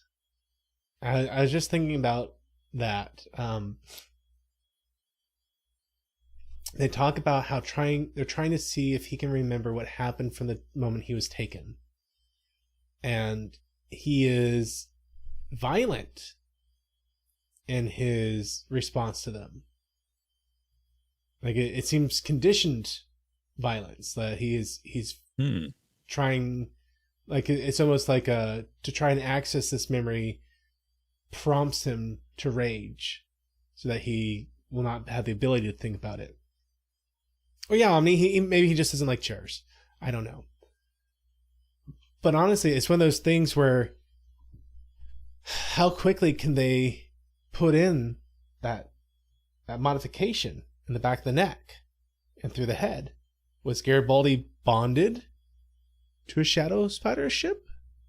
It's an interesting thought. Was there some other, like, the shadow spiders have access to someone psychic that could wipe his memory selectively? Well, we did see a Psy-Cop. We did see a Psy-Cop. So how did they get involved? It's true. Well, so I'm assuming that the mind wipe happened with the shadow spiders. But I guess technically speaking, I don't know. John asks, is Miss Cleo working for the shadow spiders? No, only possibility. Only real psychics. Only real psychics. Oh, Mr. Buster is their star, so you know.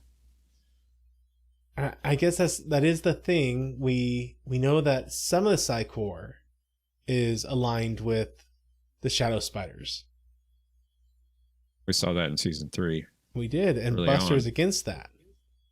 He seems to be. I mean, his beloved was used by the shadows, and he doesn't like that. So it's possible that Garibaldi's mind was wiped by a Psi Corps member, and he's now in Buster's care, or someone affiliated with Buster, and they're trying to get him to remember for, where was he? What happened? What was it like? I was alluding to this, Josh. Josh says, Professor, don't you remember the meeting on Earth between Discount Sterling and Psi Corps and someone in Clark's government? Yes, I do. Yep.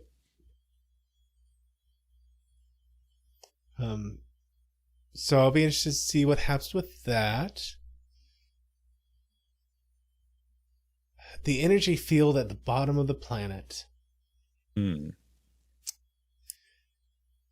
I'll have to listen to the dialogue again more closely, but Lorian specifically mentions how he has to surrender and he will catch him. He says, I already caught you once.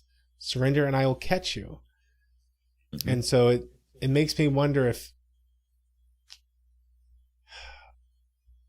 this is a field designed to keep him prisoner on this planet. And Sheridan has been caught in this prison field, and only by letting go can he fall all the way through it, at which point Lorian will catch him and be able to bring him back to life and maybe get him out of this situation.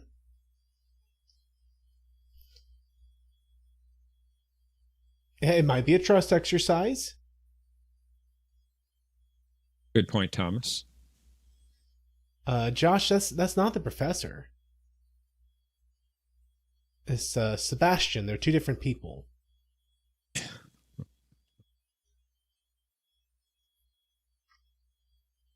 And I don't think Lorian is Sebastian. True.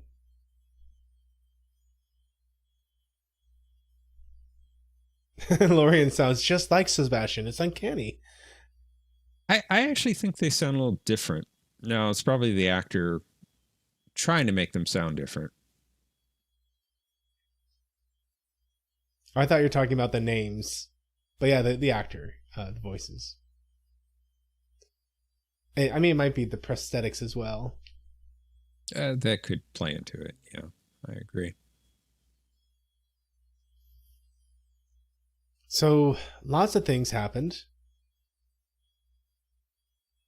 Lots of things to find out. And, watching these 1 week at a time, I remember season 4 being just going at a frantic pace. Mm-hmm. It doesn't seem like it is to me, at least not yet. When you space it out like this. Yeah, when you space it out like this.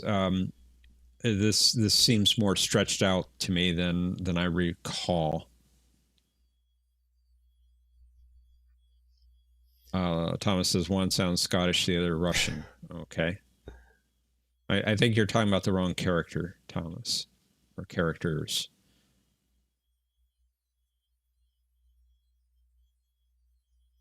And the other really big thing that happened is they're gathering up their forces to attack in, did they say another 9 days? They were going to wait 7 days to see if any other forces would join them. So maybe next week? Maybe, possibly. Omni says they didn't start squeezing till the end when they thought it was over? ? Okay, so I was debating on whether to go into this or not. And no, they did start squeezing right away at the start of this season, season 4. And that is because JMS and the production staff were told that by the parent network, PTE, and Primetime Entertainment Network, that they were closing down and they were only going to get one more season. Season 4 was it. So they squeezed as much of the storyline into season 4 as they could get. And they started right away compressing the story to get as much of it told as possible.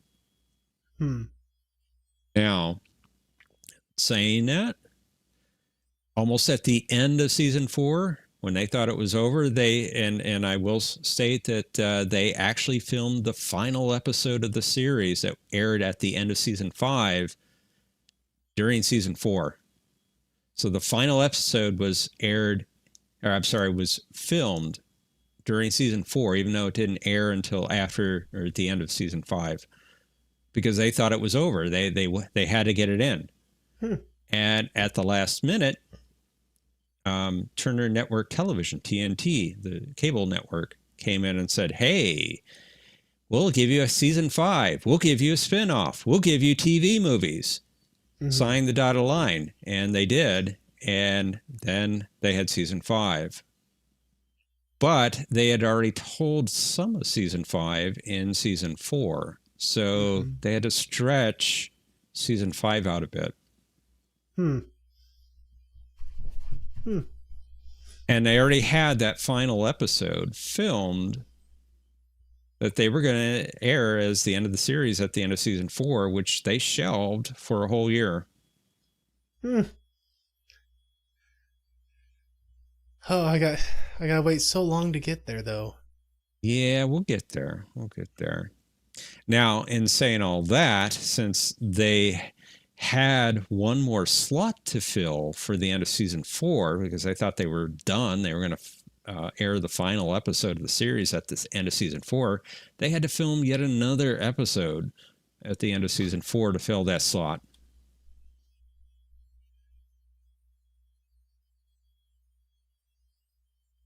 I look forward to it. And Omni's right. Season 4 is jam-packed. And season 5 is a bit stretched. And what didn't help season 5, and I will state this as well, JMS had all of his notes written out for season 5, the storylines, where the characters were going, all of that. He had it all written down in notes. It was all thrown out by the cleaning staff. So he had to start over with his notes again. And that did not help season 5. Now, I'm not saying season 5 is horrific or bad or terrible TV. But, you know, it did suffer a bit, I think. It's called a word processor. Well, you know, I guess they were somewhat prevalent. Yeah. He was an older guy anyway. Mid-late. Yeah.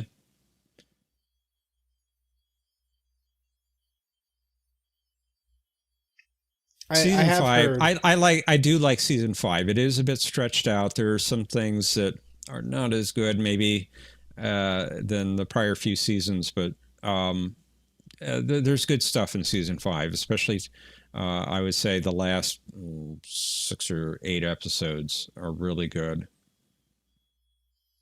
I have heard from different people that season 4 is their favorite.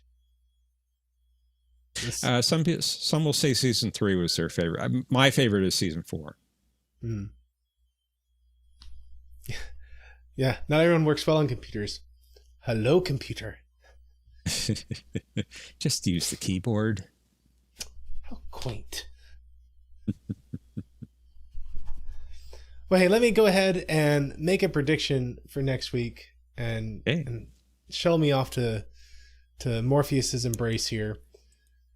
So next week is season 4, episode 3, The Summoning. When we'll be watching the movies, Trevor Lauren, we will do it at Jeff's wise instruction. So as they come up and don't interfere with the season itself, like if they don't reveal new information, we're going to tuck them into where they'd fit chronologically.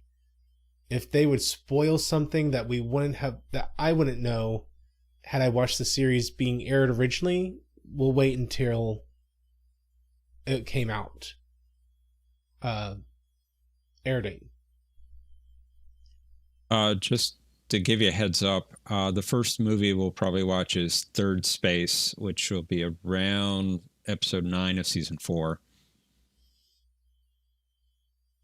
Excellent.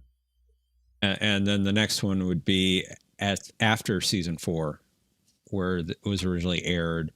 It would be in the beginning. Okay. So, The Summoning. I think that we are going to be focusing on gathering the people to go and attack Zahadum. That it's going to be this call to gather up, and we're going to be joining the episode right at the end of that call as they prepare to literally launch out. At the same time, I think we're going to be touching base with basically everyone that we've seen in the season so far. We're going to see what's going on with Jakar and Londo, and we're going to have to see how Jakar has to handle the torture. And I think that before he escapes, he's going to lose his right eye.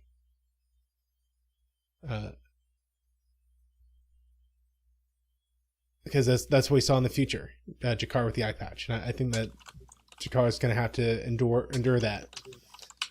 I think we're going to see their it's so hard to call the friendship, their camaraderie between the Jakar and Londo grow through this experience.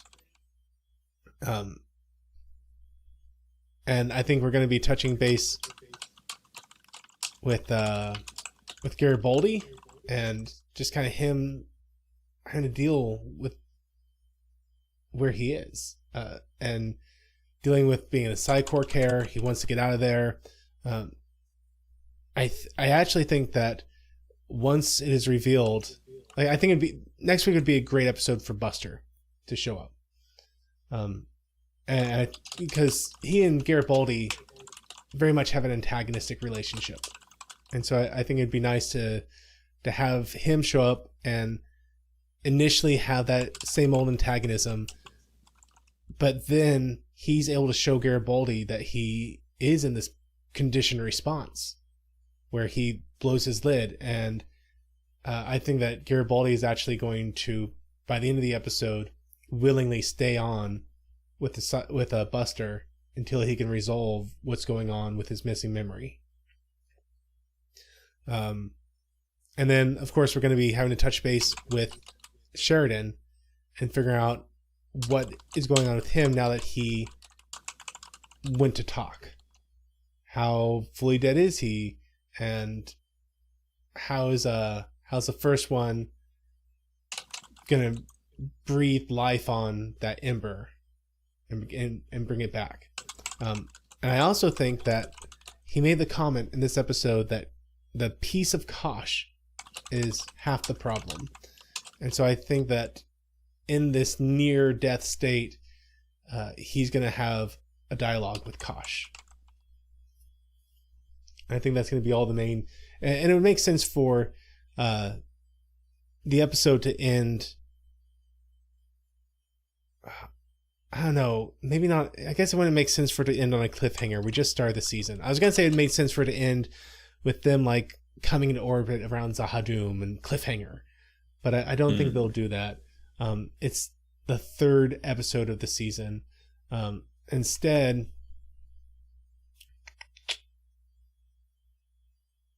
are we going to end with them heading off to Zahadum, or are we going to end with the actual battle?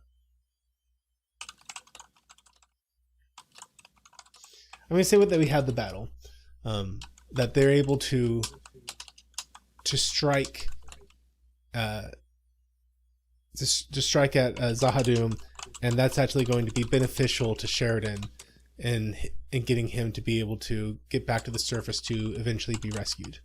So I think that's where we're going to leave things. I don't think he'll be rescued next week.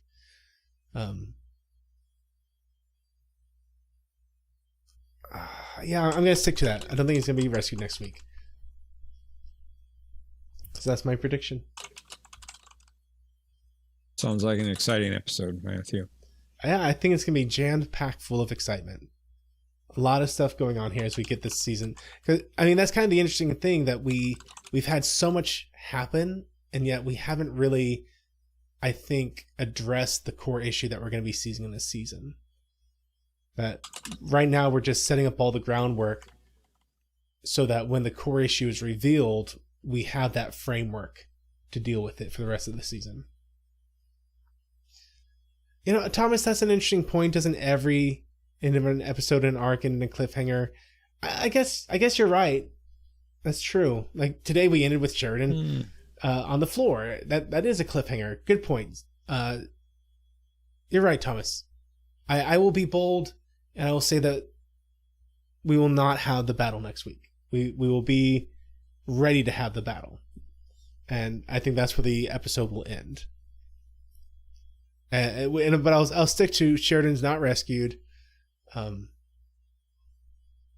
It's just they'll have summoned everyone, and they're actually going to be heading to Zahadum at the end of the episode next week.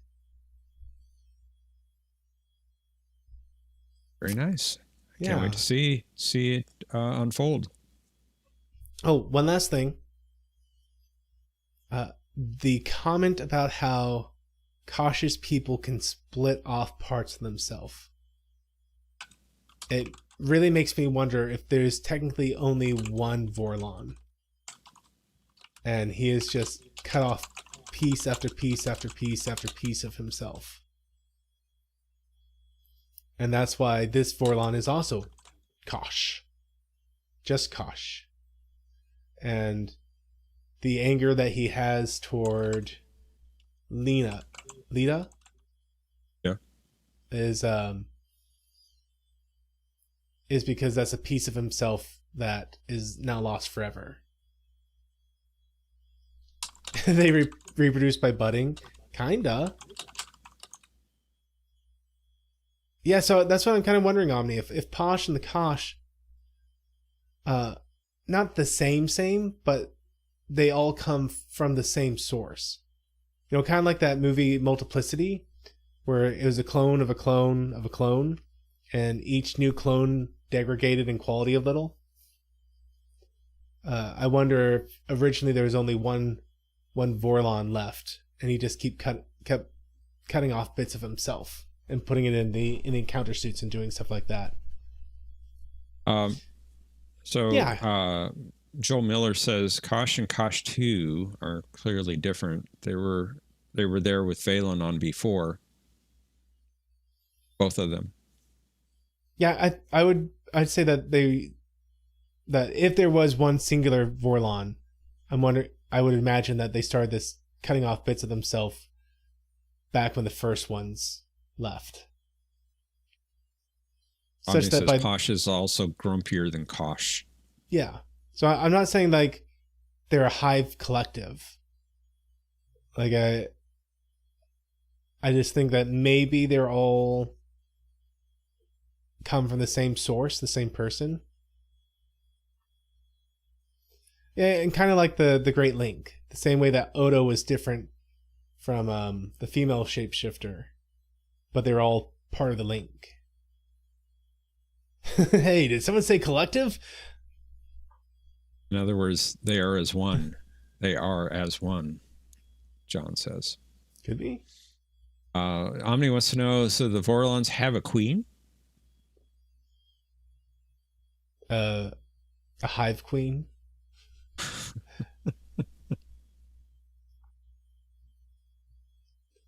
But no. All right, that's just a random thing I was thinking about today when he talked about how the Vorlons are able to cut off pieces of themselves. It made me wonder how far back could that go. So guys, thank you so much for joining us tonight and hang out with us as we went over this episode. I look forward to seeing you next week for Season 4, Episode 3, The Summoning. Sounds like fun. Have a great week, everyone. Thanks for watching this video. If you enjoyed it, please be sure to hit that like button and share it with your friends. If you haven't subscribed yet, I hope you will. And be sure to hit that bell icon to be notified of all the updates I do on this channel. If you want to support the work I'm doing here, then I hope you'll consider becoming one of my Patreons, where you'll get early access to all kinds of videos. And until the next time, may the Lord bless you and keep you. May he cause his face to shine upon you and be gracious to you. May the Lord lift up his countenance upon you and give you peace. Amen.